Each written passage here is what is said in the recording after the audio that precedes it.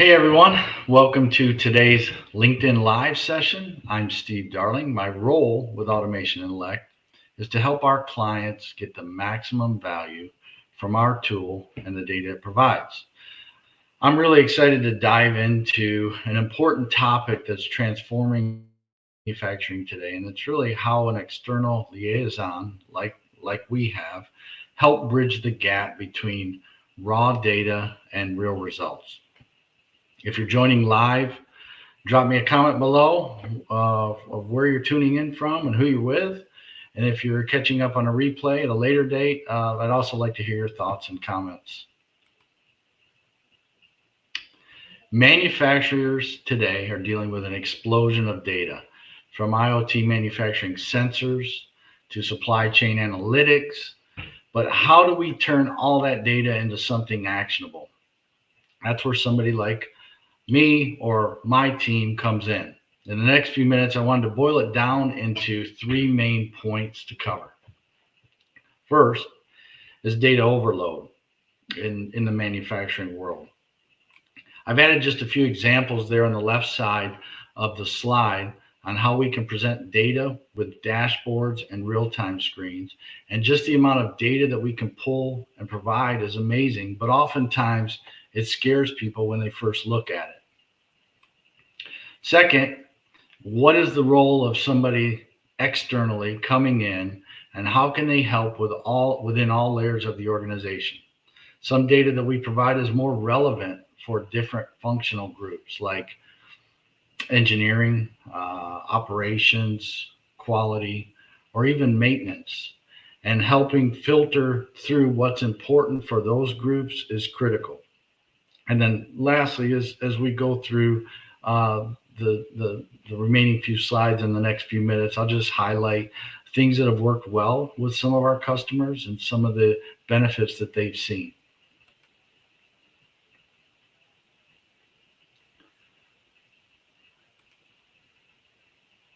Data overload. The challenge in manufacturing today is we generate more data than we've ever done before. You've seen all the red icons and all the data streams funneling information up.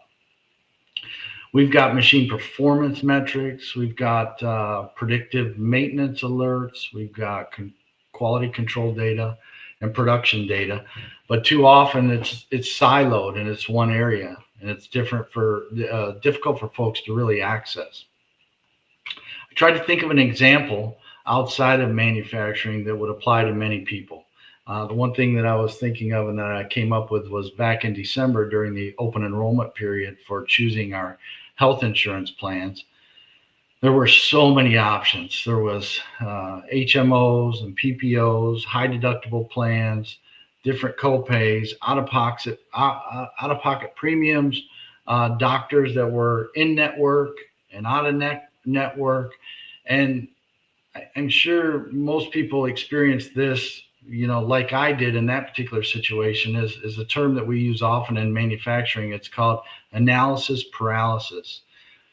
With each plan, there were different trade-offs, and without somebody online to really help guide me through all that data to make the best decision that was possible, I did what many people do when they're overwhelmed with data. I threw my hands up and I defaulted to what I had chosen the previous year, knowing that there were probably some benefits that would help me and my family with our individual situation. Many companies today, as you see with all the different data points that are coming in, struggle with linking the different data sources together. So you have things like you have ERP, you have QMS, you have CMMS and MES, and then you have the old school manual production logs that track data. And they really struggle with interpreting what the data actually means and how they can make it impactful to the specific company goals and objectives that they have. With all the data, it's difficult for someone to take action. And prior to us working with some of our clients, for them, data would come in so fast and furiously that oftentimes things would be masked or covered up. by the volume of data that was coming in through all the different sources. And they didn't really have a clear strategy for how to use the data and how to use it as an asset. And that's really where we came in to help the leadership team align with what was important for them and what were those key indicators that aligned with their vision and strategy. How do we interpret the data when we partner with some of our clients? I tried to break it down into groups, and there's really 5 things that I'll highlight in this slide. It's first, how do we prioritize data and identify with our clients what's the most critical KPIs that drive their operational efficiency. Next, we try and put the data into what we call operational context. Instead of just showing them a raw number, we help them make sense of the data by connecting it to really what's happening in their operations. For example, within AI, we track metric data. So machines that we track, we can look at temperatures and air pressures and vibrations. And if a machine's temperature spikes, we help them understand, is that normal fluctuation? Is it a warning sign that's just an alert for them, or is there an actual failure that they need to react to? And helping customers understand why it's happening and what they should do about it's an important piece. Third, there is customizing dashboards. One thing that we really spend a lot of time working on with our clients is designing dashboards that help them filter out anything that they would consider noise. And it just highlights what's most important for them so that they can see that easily and clearly to be able to react to it. Integrating into the various processes that folks have. Having data is one thing, but using it effectively and running the day-to-day business is another one, and that's a challenge. We work with our clients to ensure that their insights into the data just don't sit on a dashboard, but they become part of the daily Gemba walks or production meetings to help operations make decisions. And integrating that data into their daily process means that we're providing real-time recommendations. There's one cool feature that we have. It's an interactive chat feature where it allows us to communicate to our clients, but then them internally to communicate to each other within our tool, so that information is getting to the right people at the right time. Just a quick example that I wanted to bring up within integrating into their processes is that tiered level notifications. So when we're connected directly to the machine or a manufacturing line, we can tell how long it's been down, or even when the first or last part was made in a particular shift. We work with our clients to provide these event notifications to alert the appropriate people within the organization so that they can react in minutes instead of hours to an urgent issue. These automated alerts can go through text or email, and working with our customer to escalate these issues is enabled them to react much more quickly to problems. And they've seen significant increases in OEE, which is something that we really focus on measuring. And in many cases, that's equated to 6-figure savings to their bottom line. The last point there on this slide is continuous optimization. So looking at how we can improve our tool and the data that they see. One additional new feature that's coming out is utilizing artificial intelligence within our tool and our platform to gain critical insights and help with troubleshooting machines that are down. So you can get in and type anything into it. It's very similar to a chat GPT, and it's geared towards looking at the data, accessing all types of information that we provide as far as the equipment, and it can help them solve issues and fix problems.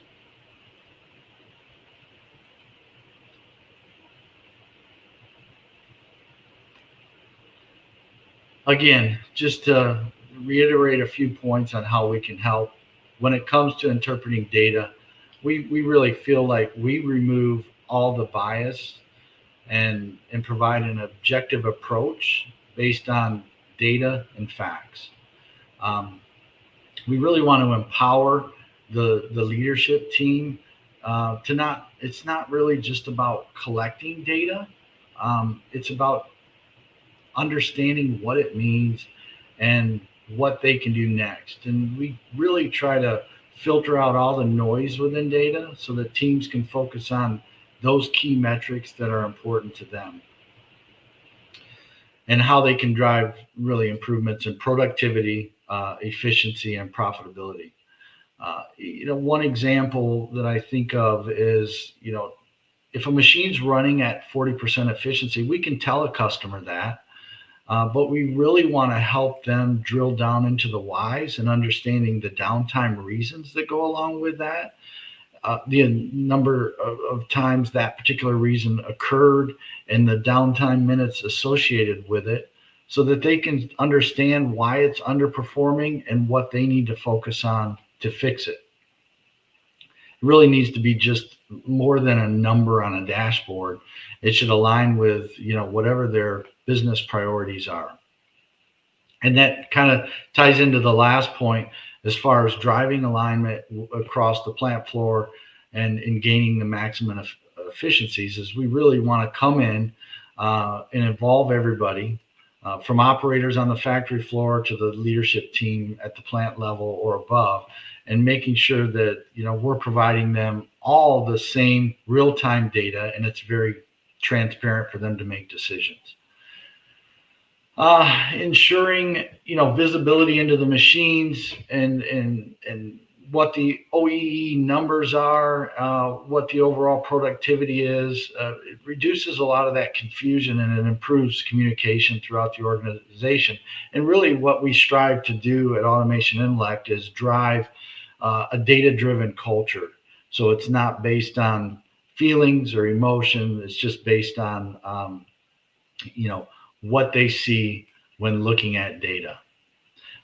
Just another quick example: when operators, supervisors, and executives all see the same machine efficiency and metrics, it makes it a lot easier. We've seen that where it makes it a lot easier for them to work together to solve issues and provide the right resources to a problem and keep things on track with respect to production. Okay, just a few takeaways and then we'll wrap up. I wanted to make sure I emphasize a couple points. Data is powerful, but only if we know how to use it, and we work with our clients to do that. A company like Automation Intellect helps translate data into actions to drive improvements.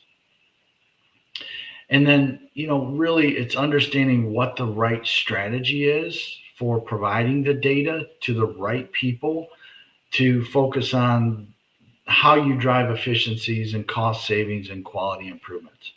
I included this question because it's really something we ask when we start to partner with our clients.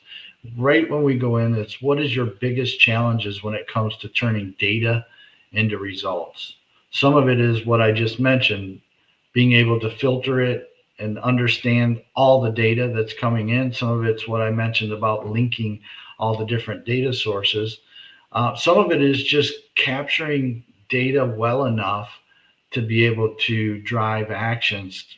Some clients, collect data intermittently and they don't know how to tie it all together and if it's really meaningful because there's so many gaps in it. So asking that question at the very beginning when we start to work with our clients is something that's very important.